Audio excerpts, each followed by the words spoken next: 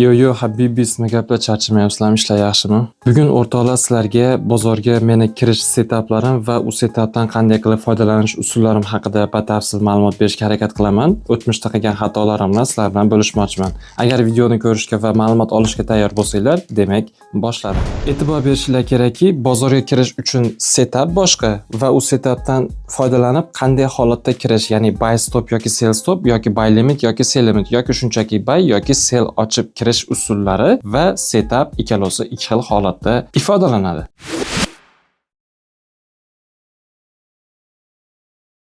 Birinchi o'rinda aytishim kerak bo'lgan narsa bu proboy, ya'ni buzilish.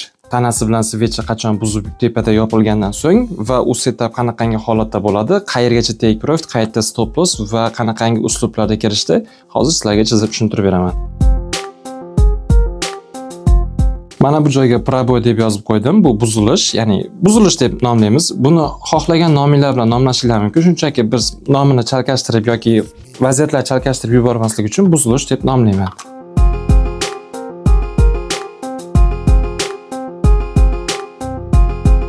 Bitta bichi svechani tasavvur qilinglar. Mana bu qora bilan belgilagan joyim nuqta-nuqtalar. Bular сопротивление уровеньlari, ya'ni o'tmishda bozorda qaysidir narx, doim o'ng tarafda narx-navoyimiz bo'ladi. O'tmishda mana shu qaysidir narxda bozor to'xtalgan yoki reaksiya olgan yoki bo'lmasam сопротивление resistant уровеньini yaratgan уровень mana bu qora tochkalar hisoblanadi. Tasavvur qilinglar. Svecha, bichi svecha, один прекрасный момент, nimadir sabab bo'ldi, sababi ahamiyatsiz, tanasi bilan yuqorida yopilyapti. Tasavvur qilinglar, bu oltin instrumentida 4 soatlik time frame. Qarshilik urevenimiz bor. Mana bu bichi svecha tanasi bilan buzib tepada yopilayotganini ko'ryapmiz. Bu uje bizga buyga zilka qilishimizga fakt. Agar katta time framelarda va kichkina time framelarda umuman o'tmishni ko'ramiz, mana bu yerdagi analizga bog'liq. Analizimiz buyni ko'rsatayotgan bo'lsa, ya'ni tendensiya buy, katta struktura, kunlik, haftalik, oylik time framelardagi holat struktura buy bichi bo'ladigan bo'lsa, mana bu сопротивление уровеньidan 4 soatlik svechamiz tepada yopilsa, все, bu bizga buyga zilka qilish uchun ajoyib povod hisoblanadi va bu joydan biz 3 xil holatda foydalanishimiz mumkin. Mana bu uje proboy. Nimaga proboy deyapman? Ya'ni buzilish, chunki svecha tanasi bilan сопротивление уровеньdan yuqorida yopilyapti. Все, 3 ta holatda kirishimiz mumkin. Birinchi holatda biz mana bu joyda o'ziga buy, ya'ni svecha yopilishi bilan shunchaki buyga zilka ochamiz. Vot yozaman. Birinchi usul bu buy. Shunchaki buyga ochamiz. Svecha yopilishi bilan, 4 soatlik svechani yopilishi bilan stop loss mana shu svechani tagiga bo'ladi. Chunki сопротивление уровеньini mana shu svecha buzib chiqib, tanasi bilan shu svecha yopilyapti. Bu degani bu svecha initsiativa ko'rsatyapti. Keyingi сопротивление zonasigacha katta ehtimol bilan bozor tez qilgani ko'tarilishi mumkinligi haqida mana bu ma'lumot beradi. Bu ma'lumotni qayerdan olamiz? Yana qaytaraman, to'ppa-to'g'ri aytinglar. Mana bu nuqta-nuqtali joy qarshilik uroveni bo'lsa, bundan yuqorida yopildi. Bozor katta ehtimol bilan keyingi сопротивление uroveniga tez qilgani ko'tarilishi mumkin bo'ladi. Bu joydan birinchi bozorga meni shaxsan kirish usulim bu просто так buy ochish.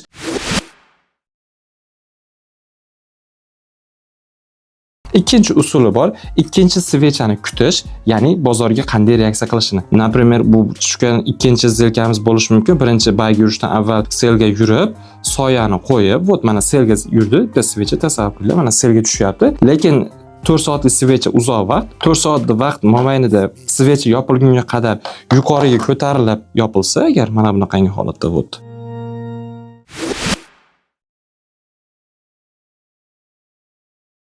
Bu degani bozor mana bu joyga soyani qo'ygan holatida keyin ko'tarilyapti degani. Birinchi sellga yurgan joyi bu soyasi, ya'ni soya qoldirib tepaga qaytib ko'tarilishni boshlaydi. Vot. Mana shunaqangi holatda tasavvur qilinglar, bozor birinchi sellga tushdi, keyin obratno ochilgan narxidan tepaga qarab ko'tarilishni boshlayotgan payti biz mana shu joydan ikkinchi usulimiz, mana bu birinchi buzib chiqib tepada yopilgan svechani soyasini tepasiga buy stop qo'yamiz. Rovna mana shu soyaga buy stop qo'yishimiz mumkin bo'ladi. Bu shaxsan meni bozorga kirishimning ikkinchi uslubi. Ya'ni qanday? Buy stop bilan. Vot men bozorga уже ikkinchi usul bilan kiryapman. Buy stop bilan qachonki mana bu svecha o'smoqchi bo'lsa, agar raz mana bu сопротивление уровениga o'smoqchi bo'lsa, nima qiladi? To'ppa-to'g'ri taxmin qildi. Birinchi o'rinda mana bu buzib chiqqan svechani soyasini yangilash kerak bo'ladi. Bu joyda mana bu svechani soyasiga tegdi, yangiladimi? Meni buy stopimni aktivatsiya qildi. Уже bozorga ikkinchi usul bilan kiryapmanmi? Men kutishim mumkin bo'ladiki, bozor katta ehtimol bilan o'zini сопротивление zonasini tez qilgani ko'tarilish kerak bo'ladi degan fikrda. Vot mana shunaqangi holat. Va bu joyda o'rta o'rtoqlar, bu уже ikkinchi kirish usuli bo'lsa, videoni mana shu joyga pauzaga qo'yib, mana bu holatni chizib, o'zingizlarga yoki screenshot qilib olishinglar mumkin, chunki hozir 3-kirish usuli haqida sizlarga 4 soatlik svechamiz yuqorida yopilgandan so'ng keyingi svecha pastga tushdi. Pastga tushdi, ikkinchi metodda tushuntirdim. Va yana ham chuqurroq pastga tushsa va qolgan 3 soat vaqt mobaynida svecha qaytib ko'tarilib, bichi holatga aylanib ketib, mana bunaqangi holatda ko'tarilsa, bichi holatga aylanishida biz mana shu joydan yana bir marta bias stop ishlatishimiz mumkin bo'ladi. U bias stopda esa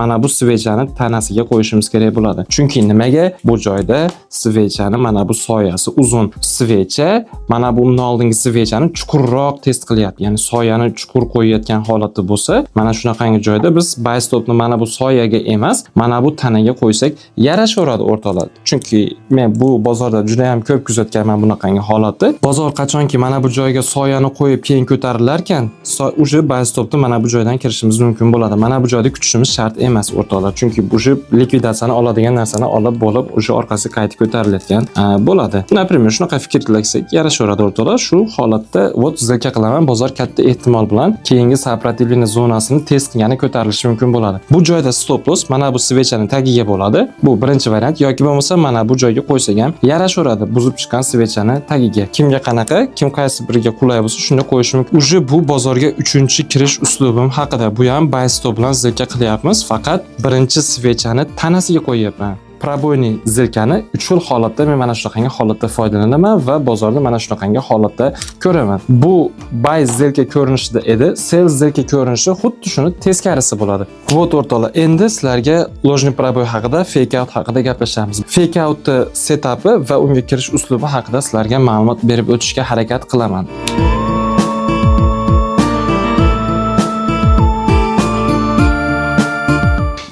Ot ko'rishimiz mumkin. Ikkinchi setup bu fake out, yolg'onchi buzilish. O'zi asli vobsheta nima deb atasizlar ham bo'ladi, yana qaytaraman. Buni ketmon usuli deb atasizlar ham bo'laveradi. Barmoq qachi uslubi deb atasizlar ham bo'ladi. Da nevajna nima deb atasizlar, bozorda nimalar bo'layotgani nevajna. Prosta bu joyda svechalarda bozor strukturasiga qarab, texnik bilimga qarab savdo qilish ham mumkin. Vot xohlagan nomiylar bilan nomiylar, men yolg'on buzilish deb nomladim buni. O'zi itakda nomi shunaqa, chunki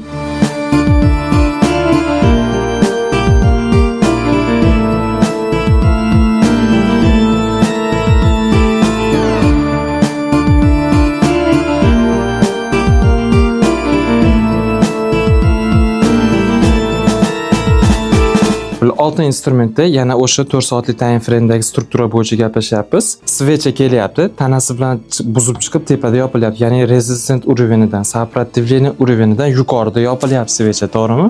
To'g'ri. Keyingi 4 soatlik svecha nima bo'lyapti? Keyingi 4 soatlik svechamiz tanasi bilan сопротивление уровениdan pastda yopilyapti. Bu degani уже bu 4 soatlik time frame bo'lsa, kunli time frame'ga olsak, mana bu joy уже fake out zonasi hisoblanadi. Ya'ni bitta soya bo'lib qoladi. Tasavvur qiling, bu 15 minutlik yoki 1 soatlik time frame deylik. 1 soatlik time frame'dagi svecha, 1 soatlik time frame'dagi svecha buzib chiqib bittasi tepada yopildi, ikkinchisi obratno qaytib tushib pastga yopildi. O'sha mana bu joy fake out zonasi hisoblanadi va bozor katta ehtimol bilan keyingi поддержка zonamizga test qilgani tushib ketishi ehtimoli juda ham yuqori bo'ladi. Agar mana bu svecha, ikkinchi svecha сопротивление уровениdan pastda yopilib olsa, vot mana bu holat bilan adashtirib yubormanglar. Hozir men atay mana bu joyga ikkinchi vaziyatni ham chizdim, chunki bu joyda e'tibor berishimiz kerak bo'lgan joy bor. Paradoks nima deb bilasizlarmi? Birinchi svecha kelyapti, tanasi bilan сопротивление уровенini buzib chiqib tepada yopilyapti. Ikkinchi svechamiz esa pastga buzib tushgan, ko'ryapsizlar. Yana orqasiga qaytib chiqib, lekin ikkinchi svecha yopilgunga qadar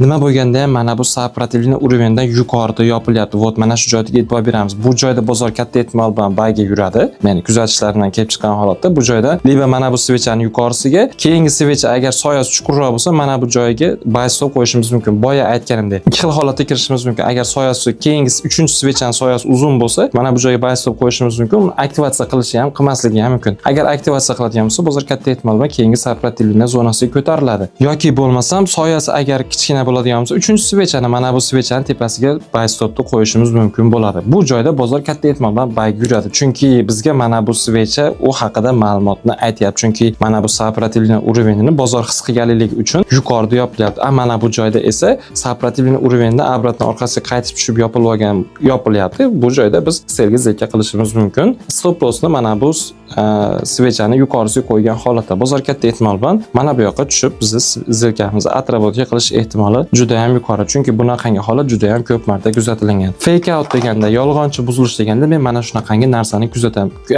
tushunaman va bu holatdan foydalanaman. Bu mana bu joyda tasavvur qilinglar, selga zilka qilishimiz uchun trend kuchli selda, sel trendda kelyapti. Nimadir bo'lib yangi sопротивление zonasini hosil qildi va undan so'ng orqasiga obratno tushishni boshladi. No, уже bu joyda rangelar, уже bu joyda поддержка va сопротивление уровеньlarini alohida razbiratsiya qilib chiqish kerak. Bu joydan imенно selga zilka qilish qilmaslik to'g'risida men hozir sizlarga bu videoda asosan setup va setupga kirish uslubi haqida ma'lumot beryapman. Setuplarim va u setupga qanday qilib men zilka qilishim haqida ma'lumot bermoqchiman. U joyda уже analizlar yoki range, birinchi range, ikkinchi range, trend bilan birga trendga qarshi savdo, bu narsalar haqida kanalimda boshqa videoroliklar bor. Alohida qo'yganman. Kirib ko'rishingiz mumkin. U ham mana shunaqangi doskaga chizilgan formatda sizlarga tushuntirishga harakat qilganman. Bu joyda o'rtalar bu videoda chalkashtirib yubormanglar. Yana qaytaraman. Bu joyda setup haqida ma'lumot beryapman va u setupdan foydalanish uchun bozorga kirish uslubim haqida ma'lumot beryapman. To'ppa-to'g'ri taxmin qildinglar. Kanalimga kirib boshqa videolarimni ko'rsanglar, savdo qilgan roliklarim ham bor va mana bunaqangi holatda tushuntirgan roliklarim ham bor. Ularni ko'rsanglar, o'ylaymanki sizlarga foydasi tegadi.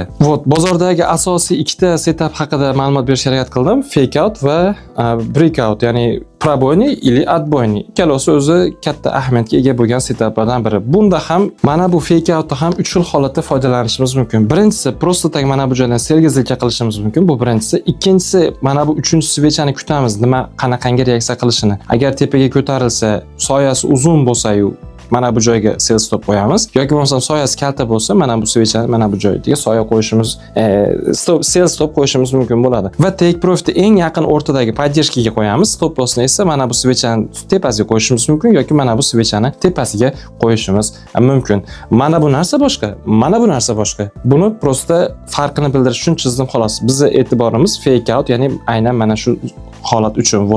Mana bu joyda men shunchaki mana bu svechani yopilishiga qarab turib bozor katta ehtimol bilan bayga yurish ehtimoli yuqori. Chunki men bunaqangi holat juda ko'p kuzatganman. Shuning uchun adashtirib yubormasliklar uchun, sizlarga solishtiruv bo'lishi uchun bu narsani chizib qo'ydim. Bu fake out emas. Bu уже дальше bayga. Mana bu esa дальше selga.